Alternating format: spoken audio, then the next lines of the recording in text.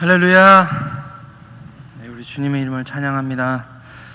날씨도 춥고 길도 미끄러우신데 오시느라고 고생 많으셨습니다. 오늘 이 아침에 하나님께서 큰 은혜 주실 줄 믿습니다. 우리 새벽같이 길 미끄럽다고 나오셔서 또 염화칼슘도 뿌려주시고 차 운행도 해주시고 같이 동행해서 문도 열어주신 우리 안수 집사님들 너무 감사합니다. 이런 섬김들 때문에 저희들이 또 큰 은혜를 하나님께 받는 것 같습니다. 네, 같이 기도해 주시길 바랍니다.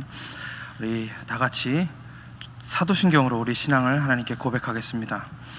나는 전능하신 아버지 하나님 천지의 창조주를 믿습니다. 나는 그의 유일하신 아들 우리 주 예수 그리스도를 믿습니다. 그는 성령으로 잉태되어 동정녀 마리아에게서 나시고 본디오 빌라도에게 고난을 받아 십자가에 못 박혀 죽으시고 장사된 지 사흘 만에 죽은 자 가운데서 다시 살아나셨으며 하늘에 오르시어 전능하신 아버지 하나님 우편에 앉아 계시다가 거기로부터 살아있는 자와 죽은 자를 심판하러 오십니다. 나는 성령을 믿으며 거룩한 공교회와 성도의 교제와 죄를 용서받는 것과 몸의 부활과 영생을 믿습니다. 아멘. 찬송가 308장 우리 하나님께 드리겠습니다.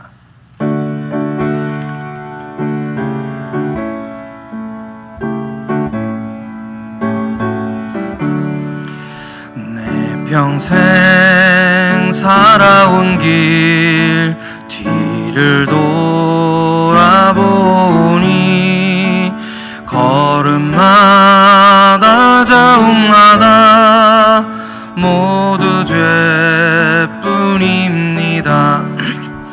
우리 죄를 사신 주의 은혜 크시니 골고다의 언덕길 주님 바라봅니다.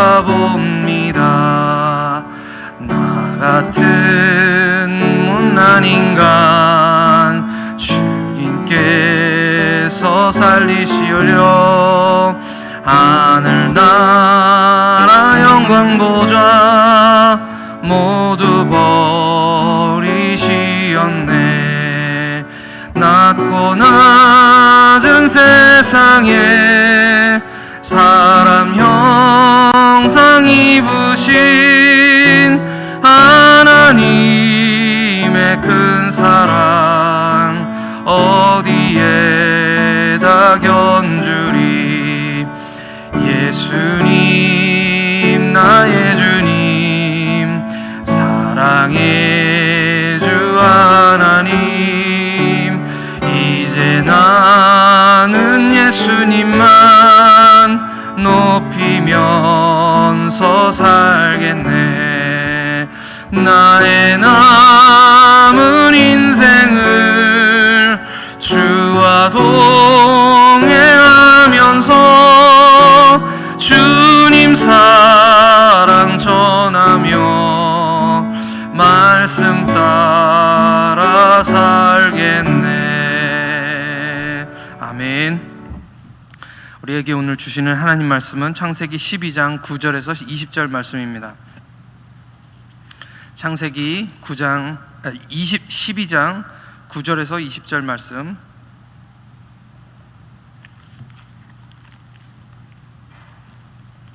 제 성경은 구약성경 15쪽에 있습니다. 구약성경 15쪽에 있는 창세기 12장 9절에서 20절 말씀 제가 받들어 봉독하겠습니다. 점점 남방으로 옮겨갔더라. 그 땅에 기근이 들었으므로 아브라함이 애굽에 거류하려고 그리로 내려갔으나 이는 그 땅의 기근이 심하였음이라. 그가 애굽에 가까이 이르렀을 때에 그의 아내 사레에게 말하되 내가 알기에 그대는 아리따운 여인이라. 애굽 사람이 그대를 볼 때에 이르기를 이는 그의 아내라 하여 나는 죽이고 그대는 살리리니 원하건대 그대는 나의 누이라 하라. 그러면 내가 그대로 말미암아 안전하고 내 목숨이 그대로 말미암아 보존되리라 하니라. 아브라함이 애굽에 이르렀을 때에 애굽 사람들이 그 여인이 심히 아리따움을 보았고 바로의 고관들도 그를 보고 바로 앞에서 칭찬함으로 그 여인을 바로의 궁으로 이끌어 들인지라. 이에 바로가 그로 말미암아 아브라함을 후대함으로 아브라함이 양과 소와 노비와 암수 나귀와 낙타를 얻었더라. 여호와께서 아브라함의 아내 사레의 일로 바로와 그 집에 큰 재앙을 내리신지라. 바로가 아브라함을 불러 이르되 네가 어찌하여 나에게 이렇게 행하였느냐? 네가 어찌하여 그를 네 아내라 내게 말하지 아니하였느냐? 네가 어찌 그를 누이라 하여 내가 그를 데려다가 아내를 삼게 하였느냐? 네 아내가 여기 있으니 이제 데려가라 하고 바로가 사람들에게 그의 일을 명하매 그들이 그와 함께 그의 아내와 그의 모든 소유를 보내었더라. 아멘. 함께 기도하시겠습니다. 하나님 아버지, 크신 사랑과 은혜를 감사합니다. 주님, 눈이 오고 또 길이 미끄럽고 춥지만 주님 은혜를 사모하여서 주님 앞에 나온 저희들의 가슴이 아버지 이 겨울보다 더 뜨겁습니다. 하나님, 주님께서 은혜를 베풀어 주시옵시고 이 새벽부터 주님 앞에 나온 하나님의 자녀들에게 하나님 큰 은혜를 허락하여 주시옵소서. 하나님, 교회가 걱정이 되고 우리 권사님들이 걱정돼서 혹시 넘어지실까봐 새벽부터 잠 못 자고 일어나서 교회 나와서 열심히 봉사하시는 우리 집사님들에게 하나님의 은혜를 베푸시고 하나님 갑절의 은혜를 더하여 주시옵소서. 이 시간 주님께서 우리에게 큰 은혜 주실 것을 감사드리며 우리 구주 예수 그리스도의 이름으로 기도하옵나이다. 아멘. 할렐루야. 제가 읽은 책은 아닌데요, 한국에서 제목으로 봤던 책 중에 아주 재미난 그런 제목이 있어서 제가 여러분들에게 말씀을 드리고 싶습니다.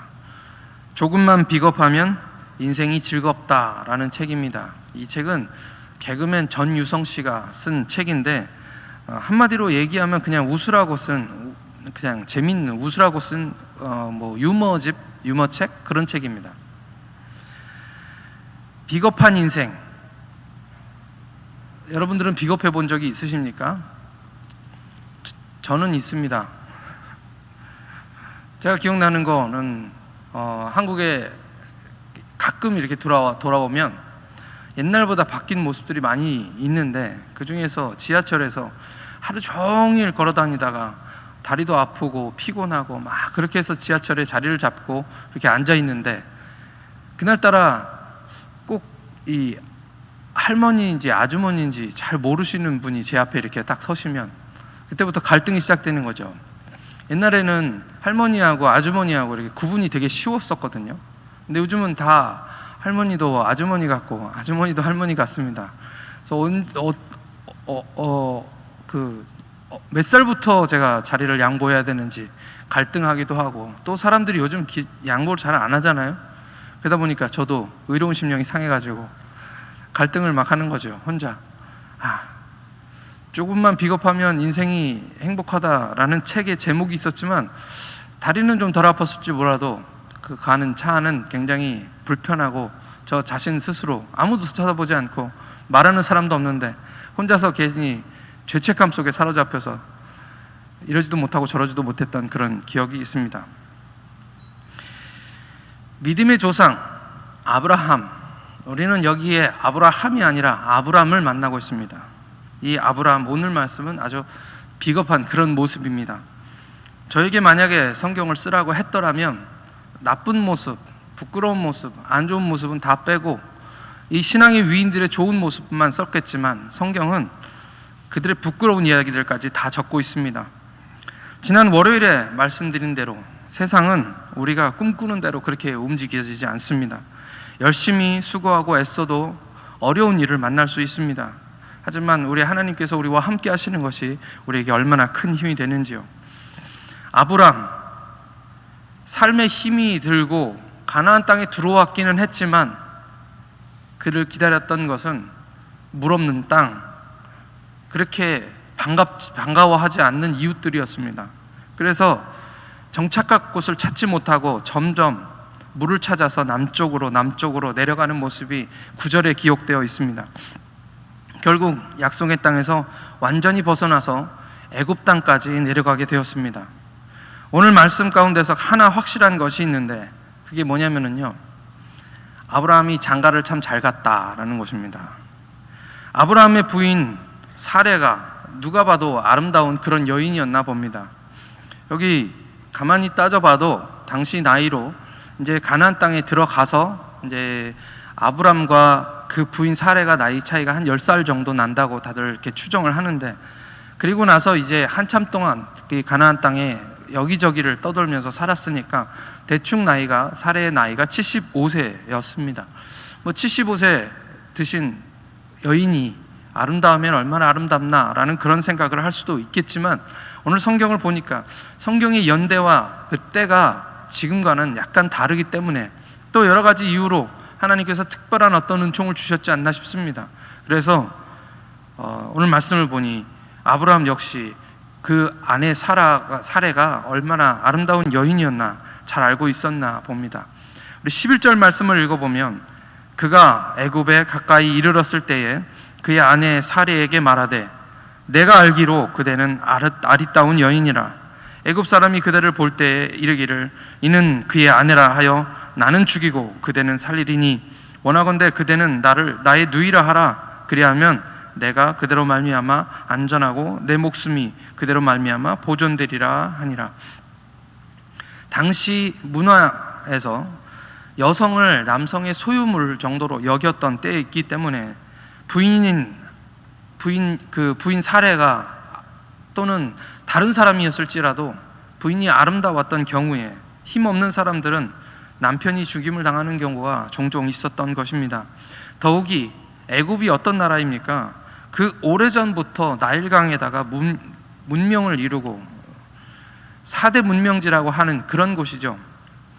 아주 강력한 왕정국가, 이스라엘 백성들이나 또는 가나안 사람들과는 비교가 안 될 정도로 세력을 유지하며 그렇게 있었던 사람이기 때문에 그 힘이 정말 대단하고 말 그대로 자기가 하고 싶은 대로 다 할 수 있는 무소불위의 권력을 지닌 그런 왕이었습니다.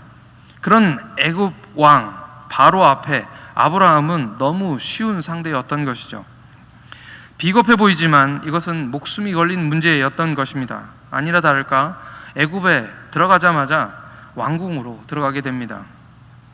결국 이야기들은 계속 진행되지만 간단하게 말하면 바로에게 아내 뺏기고 그날 아주 후한 대접을 받게 됩니다. 양과 소와 노비, 암수 나귀, 낙타 등을 얻었습니다만 참 한심한 일이 아닐 수가 없는 것이죠. 그 먼 길을 고생하면서 가나안 땅으로 들어갔습니다. 만민의 복이 되리라는 사명, 그것은 삶의 고단함 때문에 어디론가 다 없어져 버리고 이리저리 방황하다가 애굽까지 내려가서 사랑하는 아내, 하나밖에 없는 아내, 그 아내 사레를 누이라고 속이고 목숨은 겨우 부지했지만 한마디로 얼마나 그날 비참하고 안타까운 일이죠. 한 여자의 남편으로서, 한 남성으로서 잘은 모르겠습니다만 바로 궁전에서 아내를 보낸 그날 밤에 얼마나 가슴을 치며 후회하고 속상해했을 거 상상해보면 저 같았으면 잠을 한숨도 못 잤을 것 같습니다. 양과 소와 노비와 암수 나귀와 낙타 많은 선물들을 받았지만 그게 다 뭔가요? 그거 받고 좋았을까요? 그 밤이 그렇게 지나갔습니다. 뜬 눈으로 밤을 지샜을지도 모르고 아마 그때 당시에 남자들은 그러지 않았을 거라고 생각하지만 저 같았으면 잠은커녕 밤새 울다가 아마 눈이 퉁퉁 불었을지도 모릅니다. 그런데 다음날 아침 바로 왕이 달려왔습니다. 잔뜩 화가 나 있었습니다. 18절 19절을 제가 읽어드리면 바로가 아브람을 불러서 이르되 네가 어찌하여 나에게 이렇게 행하였느냐? 네가 어찌하여 그를 네 아내라고 내게 말하지 아니하였느냐? 네가 어찌 그를 누이라 하여 내가 그를 데려가 아내를 삼게 하였느냐? 네 아내가 여기 있으니 이제 데려가라. 성경은 이것을 완곡하게 표현하고 있지만 이 애굽 왕은 굉장히 화가 나 있는 것이 분명합니다. 무슨 일이 있었을까요?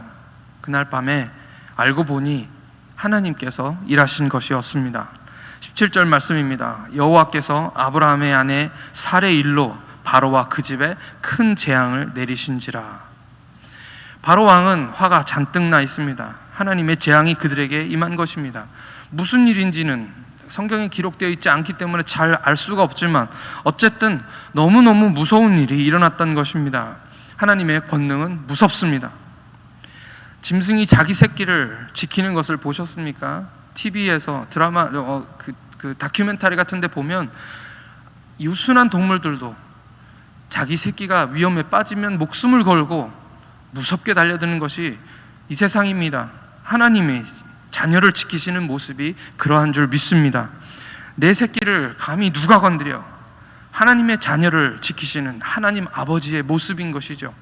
그날 밤에 무슨 일이 일어났는지 우리들은 알 수 없지만 아마도 여기 이 바로를 하나님께서 무섭게 야단치시고 혼내신 것이 분명합니다.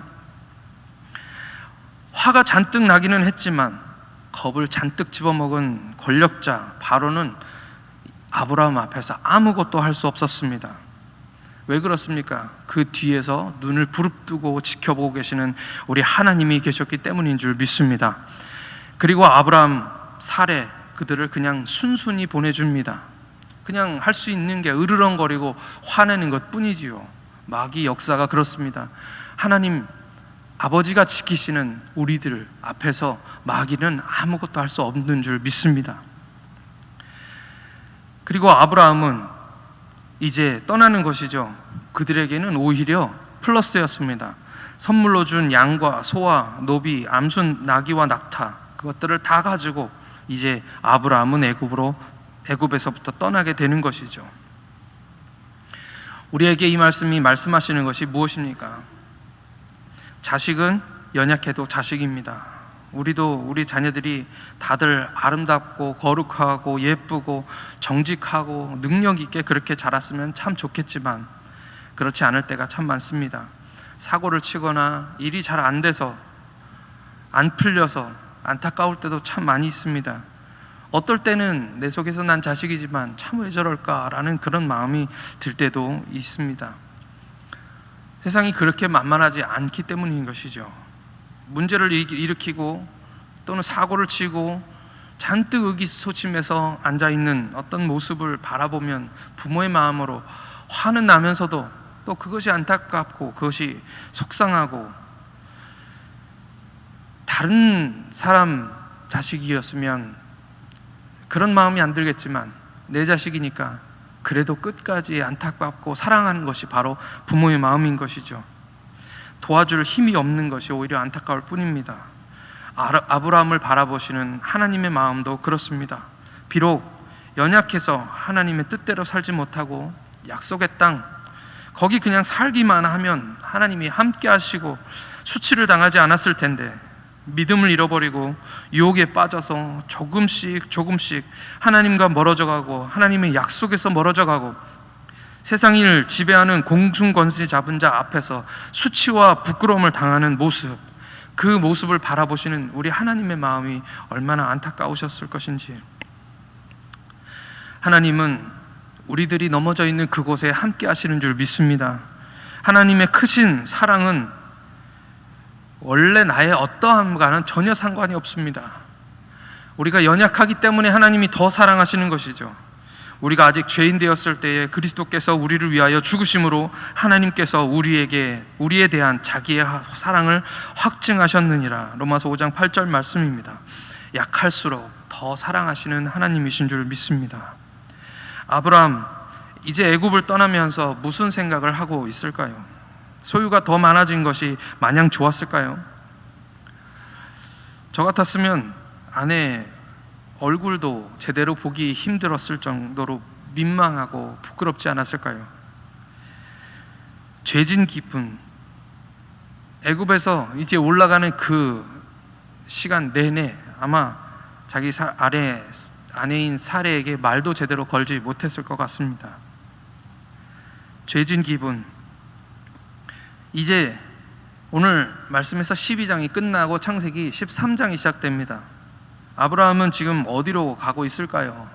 내려올 때는 아마 천천히 내려왔습니다. 점점 남방으로 내려갔다라는 말씀이 있는 걸 보면 그 기간이 굉장히 길었을 것입니다. 물을 찾아 여기저기 헤매었던 그런 시간이었을 것인데 13장에 넘어가 보면 그가 어디로 가고 있는지 성경에 나오고 있습니다. 그곳이 어디입니까? 베델과 아이 사이. 처음 하나님께 감격적으로 여기가 드디어 가나안이구나 라는 것을 깨닫으며 하나님 앞에 감사의 제사를 드렸던, 단을 쌓고 하나님께 첫 예배를 드렸던 그곳으로 바로 직진해서 올라가고 있는 것입니다. 그가 이제 뭔가 깨달은 것이죠. 그는 올라가면서 자기 자신을 한탄하고 속상해하고 후회하고, 왜 내가 있으라고 하신 곳에서 떠나서 이 고생을 하고 이 부끄러움과 수치를 당하고 있는가에 대해서 아마 곰곰이 생각해 보지 않았을까 하는 그런 생각을 하게 됩니다. 하나님께서 자기에게 행하셨던 일들이 머릿속에 기억나고 그것에 감사하고, 그러면서도 자기가 했던 일들 때문에 부끄러워하며 생각하고 또 생각하면서 그 베델로 지금 올라가고 있는 것입니다. 하나님께서 이 아브라함에게 회개할 시간을 주신 줄 믿습니다. 그가 거기서 다시 한번 마음을 고쳐잡고 하나님 앞에 내가 믿음으로 살아야지 라고 고백하지 않았을까 하는 그런 생각들을 하게 됩니다. 그렇게 하나님은 아브라함을 믿음의 조상으로 만들어가고 계시는 줄 믿습니다. 우리도 지금 여기 애굽을 떠나서 이제 베델로 올라가는 길목에 서 있습니다. 우리의 연약함들, 우리의 부족함들, 기도할 때마다 떠오르는 것들은 다 그런 것들밖에 없습니다. 오늘 부른 찬송, 제가 이 찬송이 생각이 나서 옛날에 저희 어머님이 부르던 찬송이 있기 때문에 이 가사가 생각이 나가지고 저는 이게 찬송가인지 몰랐습니다. 제가 피지에 있는 동안에 찬송가가 바뀌어가지고요. 그래서 인터넷에서 찾아보니까 이게 찬송가가 되어 있더라고요. 내 평생 살아온 길 뒤를 돌아보니 걸음마다 자옥마다 모두 죄뿐입니다. 우리 죄를 사하신 주의 은혜 크시니 골고다 언덕길 주님 바라봅니다. 우리가 늘 후회는 하고 연약함을 고백하지만 그래도 감사한 것은 그 길목마다 우리 하나님이 함께하고 계시기 때문입니다. 사실은 우리가 주님을 위해서 고난을 받아야 하지만 주님이 우리를 위해 당한 고난이 다 우리 때문이었습니다. 이제 우리 하나님께 함께 기도하시면 좋겠습니다. 함께 기도하실 때 아브라함처럼 우리가 회개하게 하여 주옵소서. 아브라함처럼 다시 베델로 올라가게 하여 주시옵소서. 아브라함처럼 뒤를 돌아보면 늘 후회뿐입니다. 죄송하고 또 감사합니다. 우리 같은 아브라함을 믿음의 조상 만드신 것처럼 주님, 우리도 깨닫고 회개하고 돌이키고 다시 사명을 찾아 가나안 땅으로 돌아가게 하여 주옵소서. 힘들어도 다시 베델 하나님의 집으로 돌아가게 하셔서 믿음의 사람으로 다시 태어나게 하여 주시고, 실수하고 넘어져도 자식이고 못나고 멍청해도 하나님의 자녀이기에 늘 함께 해주셔서 일마다 때마다 도우시고 약한 것을 고쳐주시고 주님의 뜻을 이루는 우리 시온성교회가 다 되게 해달라고 우리 하나님께 같이 기도하시겠습니다. 하나님, 아브라함처럼 뒤를 돌아볼 때마다 아버지 하나님, 우리들이 주신 죄와 허물들 때문에 고난당하시고 아파하신 우리 주님의 마음을 생각합니다. 못나도 자식이기에 하나님께서 우리를 사랑하시고 우리와 함께 하시며 우리를 지켜주시고 우리를 보살피신 하나님의 은혜가 너무 크시다는 것을 깨닫게 됩니다. 하나님, 우리도 다시 베델로 올라가게 하여 주시고 우리가 그동안 했던 모든 죄들을 생각하며 주님께 용서를 아버지 기도하고 또 아버지 하나님 용서받게 하여 주시옵소서. 하나님, 주님 다시 한번 실수하고 넘어질지라도 주님이 계신 자리로 돌아가서 예배 자리로 돌아가서 하나님의 집으로 돌아가서 주님을 만나고 주님께서 주시는 그 은혜 가운데 약속을 기억하며 하나님의 사명을 다시 한번 회복하게 하여 주시고, 하나님, 우리를 이 땅 가운데 보내신 이유가 무엇인지, 이 가나안 땅에 서게 하신 이유가 무엇인지 알게 하셔서 하나님, 주님의 영광 위에 살 수 있도록 하나님 도와주시옵소서. 주님 원하시면 갈보리 골고다 언덕도 가게 하여 주시고, 하나님 주님 원하시면 아버지 주님 정말 우리 삶에 있는 고난도 아버지 하나님 달갑게 받으며 주님의 십자가를 기꺼이 질 수 있는 우리 모두가 되도록 하나님께서 인도하여 주시옵소서. 주님 바라보고 주님의 십자가를 생각하며 아버지 하나님 골고다 언덕길 주님과 함께 걸을 수 있는 우리 모두가 되도록 하나님께서 인도하여 주시옵소서.